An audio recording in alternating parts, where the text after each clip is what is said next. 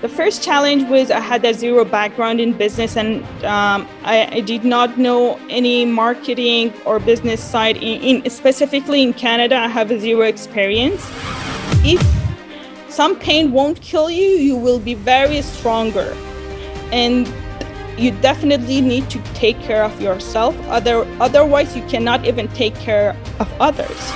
I cut all my friends. I cut everything that I had, and I thought about myself, that what should I do and to be really useful for this life, and how can I start it? It's not a shortcut, but it's mandatory to have a mentor. It's impossible to go through this journey without a mentor. Hi, Azadeh. Thank you so much for coming to the Immiprenuer Podcast. I'm so excited to hear all about your journey. So welcome to the show. Thank you, Mo. Thank you for having me today. So let's jump right into it. My first set of questions is about your background and experience. So the immigrant entrepreneurs in our audience can understand who you are, where you're coming from, and how you got started. Then we'll jump into your thoughts about what you would do if you had to start all over again when it comes to starting a business in Canada, so our audience can understand how they can apply what you've learned to their situation in today's world. So could you tell us a little bit about yourself in terms of background, education and experience, where you're coming from, and when did you come to Canada? Sure. So I'm originally from Iran, born in Iran. We left Iran when I was 6. So I grew up in Dubai, United Arab Emirates, and then I came to Canada in 2008. I started my master as a biomedical engineering. So my bachelor in Dubai was also biomedical engineering. I studied master and Ph.D. both in biomedical engineering at the University of Ottawa. It took 10 years and plus to be graduated because I was exploring different areas and entrepreneurship journey as well. So I started studying as a master's student, as an international student. And then I got PR. And while I was almost finishing my master, a friend of mine who has his own startup offered me that why not you convert this project to the real world industry. And I find it's like, interesting. But I have a zero knowledge of business. So I asked him to be a CEO of the company and I will keep my CTO position. But after a year, he left the company because he has his own startup and he got married as well. Right. Makes sense. Totally. So I left alone with zero knowledge in business. So I started taking a different courses in entrepreneurship. And I started with the X1 accelerator at McGill University. And I highly recommend every person to start with the incubator or accelerator at the first journey. And then I was not really fast learner. So I went through the 3-4 different accelerator and 2 incubator to really understand it. But it's not only because I'm not really fast learner, but because each incubator and accelerator has their own networks and facilities. So if you are living in Montreal, I can list all the accelerator that I went, and I highly recommend to do it very the same, but maybe a different. Some of them even pay you if you take the courses. Nice. And all the networks, they are very interesting. Interesting. So could you tell us about your company, Vitaltracer, and how did you get started, basically? So Vitaltracer was part of my journey in my master when my dad got a high blood pressure and he refused to use the cuff devices, home monitoring, because he said that it's very annoying to inflate and deflate the cuff. It's complicated for him to using. So me as a caregiver try to find something like a smartwatch to measure blood pressure, but at that time there was zero smartwatches to measure blood pressure. So I at the same time I had to start my thesis as well. So I find that this is very relevant. So I studied my master as a part of my thesis, and then I continue as a part of my thesis for Ph.D. and I explain it. Everything is started from there. Perfect. Basically you got your idea because of your dad, right? That's correct. Okay, and that was your main motivation behind this idea. Yes. So I lost him, unfortunately, in 2016 because of a stomach cancer that he got.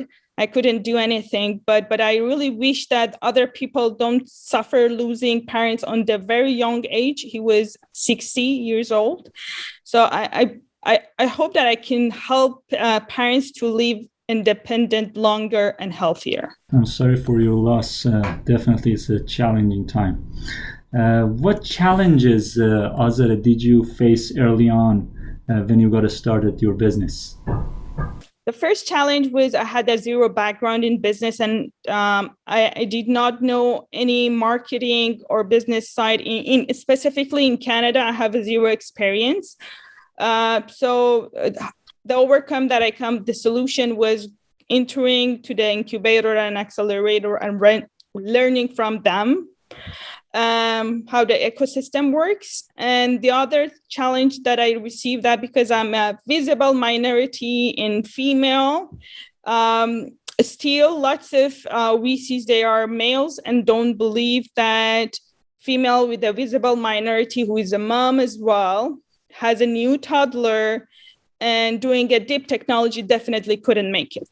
And I love this challenge that males don't believe in us. So I'm going to show them and prove that I don't need your money, the people who don't believe in us, but we can do it, of course. We are mother and super strong. I really like that. You're recognized as the top 25 women of influence in Canada this year. What did you give up for achieving this level of success? Oh, that was a really big surprise because I didn't know that really who nominate me. And I thought that when they announced, I thought that it's a big joke. So I really appreciate the judges who select me. I don't feel really special to be selected on that category, but I didn't really, the only things that I try to focus my life. Before that, I was wasting my time with friends all the time on phone, actually. So I decided after losing my dad, who was everything to me, then my life changed because I also got a very high depression. So I cut all my friends, I cut everything that I had, and I thought about myself, that what should I do and to be really useful for this life, and how can I start it? So that's the point that I changed my life to, like, not wasting my time anymore and be focused and have a very specific target and vision. It's really inspiring. Thank you for sharing that.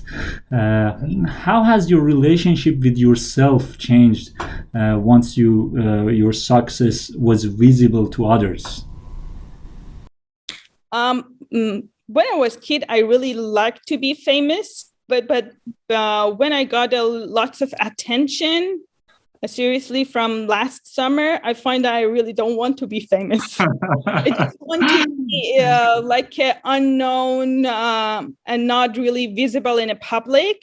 But I want to be like someone like ethical Edison, I call it, because I find that he innovated lots of very creative and useful product to the human being, like a power lamp. And but I find he's not ethical totally. So I really want to be an ethical Edison.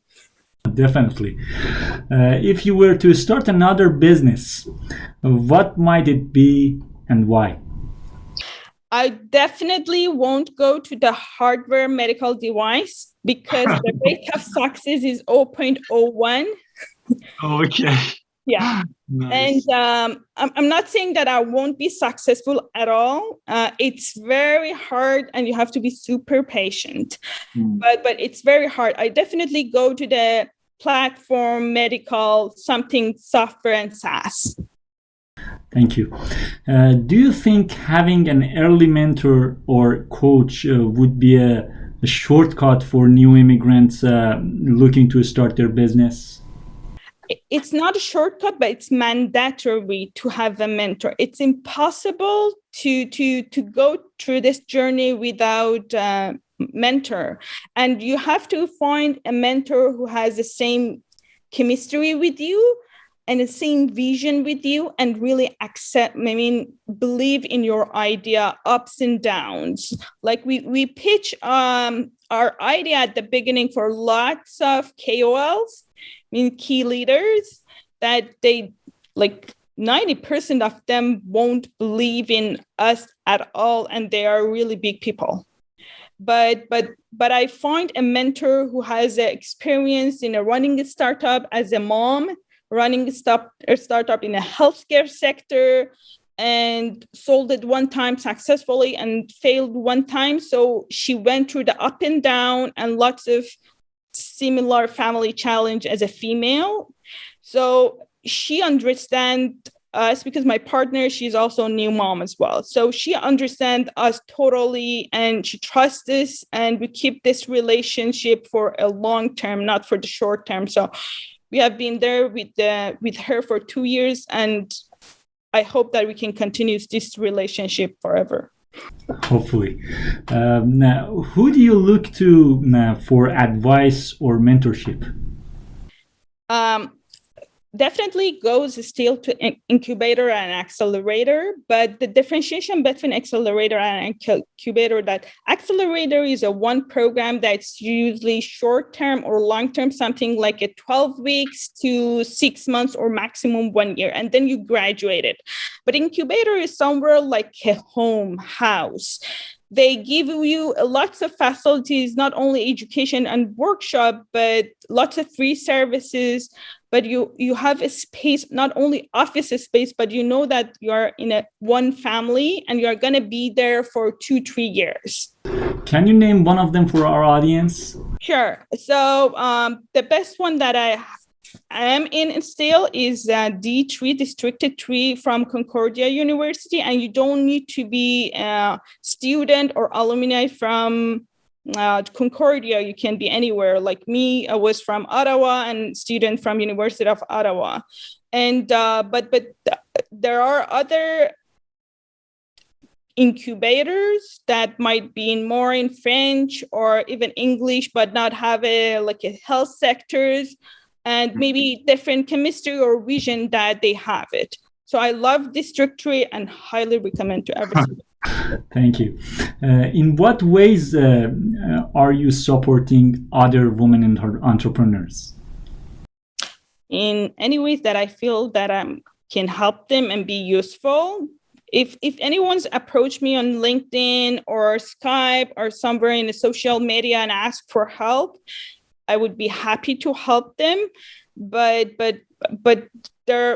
I usually guide them instead of help them. So I ask the person to describe the problem that she has, and then if I was her, giving some potential solution to her. But I still recommend go to the incubator, accelerator, use all your ecosystem free services as much as possible. Perfect. Have you ever felt that you're not accepted because of your background or nationality or religion or skin color? At the beginning, yes, because I'm practical religious, so I don't shake hand with males. And before COVID, you have to do that, otherwise it's like a kind of you're impolite. So I had a bit challenge at the beginning, but when I went to the X1 accelerator, there was one British guy he had the workshop with us, and I asked him that how can I be polite but tell my VC who wants to meet me for the first time that I'm don't shake hands. So I usually say that if you don't mind, I don't shake your hand. And some of them like it and accept it, but I saw in a face and body language that most of them don't like it. So I told him that, how should I do? What should I do? And he said that, look, you are bold in this network because you are the only person who has hijab. And you don't need to apologize for what you believe. You just say it with the confidence, with a smile. So he said that, don't say it that if you don't mind, just say that I don't shake hand. And he said that, you know what? After that, I will remember you, the only one in this workshop, because you are the bold one. So try to use your weakness as a strong point. And after that, I didn't feel shame to not shaking hands. But gosh, who knows? COVID came and no one's shake hand now. So what's your recommendation for someone who practices hijab and in your position? This is actually having hijab. It's something more like, I believe although that it's a religious, but it looks like more political fight in a public. So you have to have a really good confidence to stay with your hijab. And I don't recommend what to do, but if you believe in it, try to have a confidence as well. Because if you don't have a confidence, that's going to hurt you a lot, especially mentally. That's definitely important. What a powerful journey, Azadeh. Thank you so much for sharing that. Let's switch gears a bit now and move into the present, where our audience of immigrant entrepreneurs want to get kind of result you've achieved. So I'm going to ask you a series of questions about what you would do if you had to start all over again from scratch and strive to duplicate your results. If you had to start all over again with your current knowledge and experience in today's world, with today's tools, time constraints, and other factors, what would you do differently? I start doing my patent, and instead of now, I had my proof of concept to go for the patent in 2013. I definitely go for the patent in 2013 instead of now, which is 8 years. So I keep it as a trade secret, and I had lots of talk with the KOLs and lawyers, and I keep it. But right now, although that I even don't believe in patent, but you cannot fundraising without having a patent, really. Okay, nice, thank you. How many hours a day do you work on average? I usually work something between 8, 9, maximum 10 hours. So I start my day really from at least 9 till 6. So my husband is the person who is taking lots of care of my daughter and do lots of services. So he bring her to the daycare and come back, even go to the park to come after. So I have plenty of time pure from 9 to 6.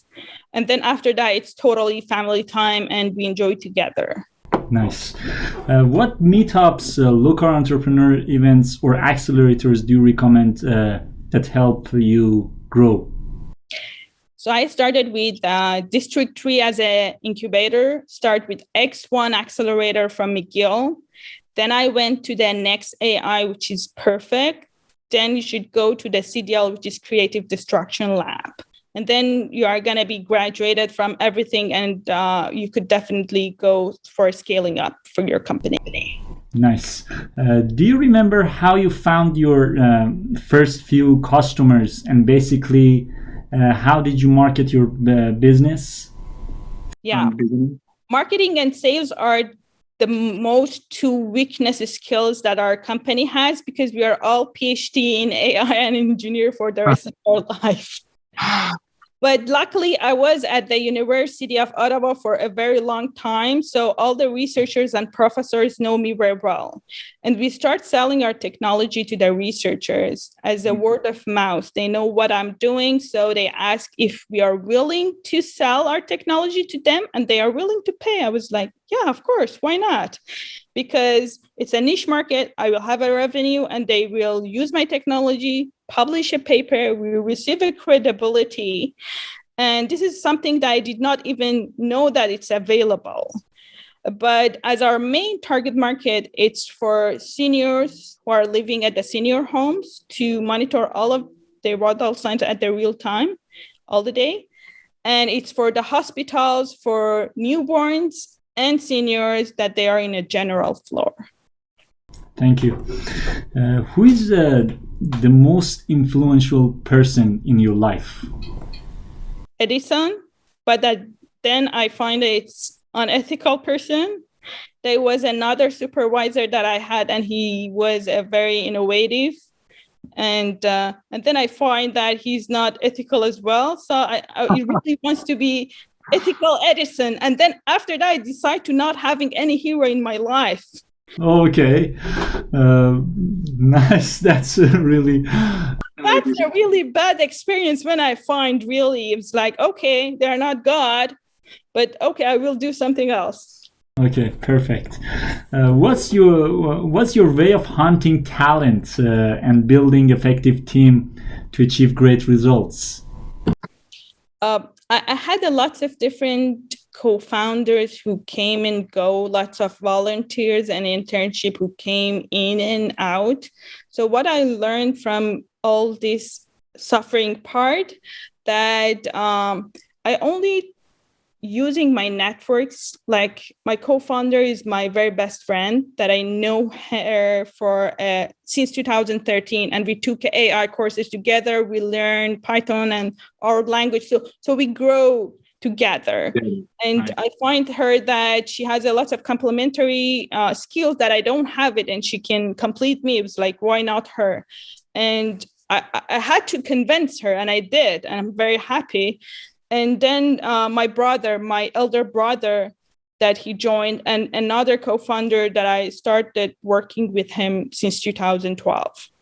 So these are like a very old friends and families that I know them and I could trust them. And they really work, they really passionate about the work and care. And then from hiring employees is still using our networks, because we know who is worked very well and passionate about it and doing well done job and fast. So we only hire the people that we know in our connections. In your network, perfect. According to Stats Canada, mental health of immigrants has worsened since the implementation of physical distancing. And I think this is a very important topic at the moment. Do you have any recommendations or suggestions to help immigrants dealing with mental health issues? Yes. So mental health issue is the most important things that you need to take care, because if the person gets depression, which is very normal for immigrant, I can say, because they have a root somewhere and then they move everything and left. Although I was not kind of really immigrant, because I was living not in Iran for a very long time. I didn't get depression as a homesick, but I had got a very strong depression when my dad passed away, because he was my best friend, mentors, whatever you think about it. And in lots of Iranian families, especially, that it's taboo to use the medications or go to the psychiatrist or psychologist. Spend money and spend time to get healthy mental and physical, because if you lost one, you're gonna lose the other and you cannot do anything, even your daily task. It's very challenging. It took maybe a year for me to find a good medication to fix, and it took maybe 2 years to overcome the whole procedures, but I did. And if some pain won't kill you. You will be very stronger. And you definitely need to take care of yourself. Otherwise, you cannot even take care of others. Thank you so much. How do you handle frustration or stress right now? I do a meditation a couple of times daily, and doing a meditation with gratitude. So I count every single things which makes me happy or a smile in my face, even a very small, like a taste of coffee or tea today. Nice, I like that. Who is your greatest support when facing of hardship in business? First, my mentor from District 3, dear Edna. The second one, my husband. He's taking care of the rest of things that I need to do. Thanks to him. Yeah, of course. And then my family support me, of course, all the time. Perfect. Let's move to the question section, which is this or that round. So this is a quick response around 10 questions. Just one rule here, try not to think about answer too much. Are you ready? Those questions. Okay, yeah, that would be so much fun. Montreal or Toronto? Montreal. Sell to one or sell to many? Sell to many. Cold calling or sales funnel? Online sales funnel? Online sales funnel. Podcast or YouTube? Podcast. Invest in real estate or digital currency? Oh, of course, real estate. Data science or AI? AI. Virtual event or physical event? I like virtual. Remote working or in office working? Oh, remote. I'm so lazy. Okay. You had a kind of hesitation when I asked you about invest in real estate or digital currency. What is there any reason for that? Yeah, I don't believe in digital currency. I think that's something I feel like it's something like a bubble that they made it and it boom. And it's really scary me. It's like, I don't believe in it at all. Okay, thank you. Okay, great. Well, let's move on to the $10,000 question. So if I was to give you $10,000 and you had to spend over the next few days on a single thing to grow your business, what would you spend it on and how would you measure success?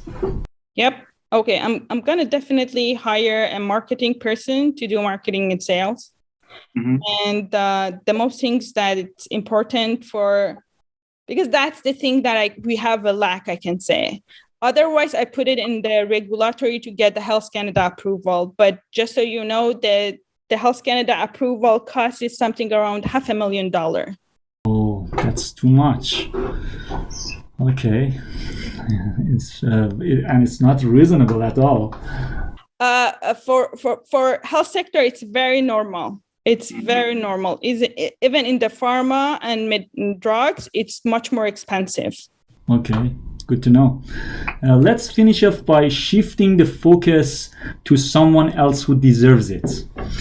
So there is a mega Immiprenuer, and mega Immiprenuer is basically a very successful immigrant entrepreneur. So who's a mega Immiprenuer that you would like to give a shout out to, what we can learn from them and how we can find them? Gina Cody, the lady located in Montreal, and she's an Iranian as well.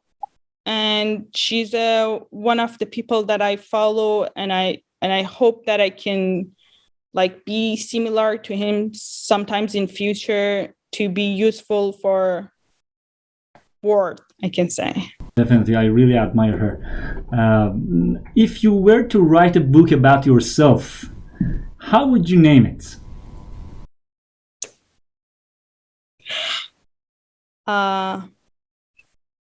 Bold daughter. Why is that? I'm the person at home.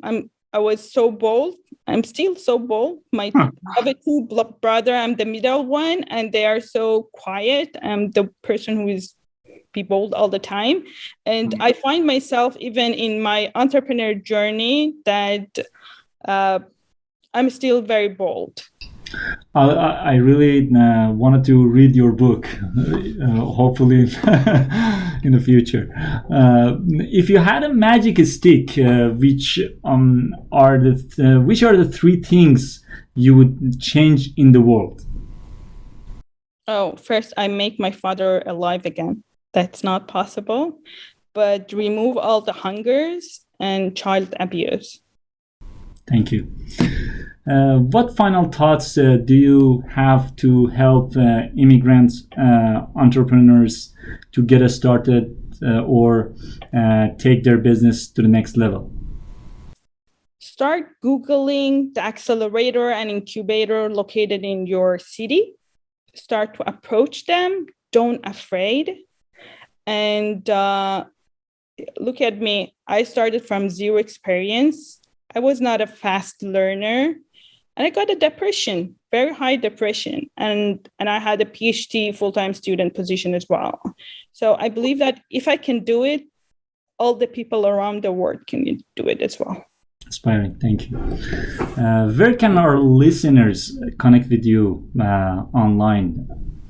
I'm very active in LinkedIn. My work professional area, and my personal life is at my Instagram. Nice. Azadeh, thank you so much for coming and inspiring all the immigrant entrepreneurs listening. And I'm so honored to share your story. I wish you all the best of success and hope to stay connected. Thank you very much. Thank you for having me today. Have a wonderful afternoon. You've been listening to Immiprenuer Show with me, Moe Mojahed. Come back next week to hear more steps and missteps successful Immiprenuers took on path to success.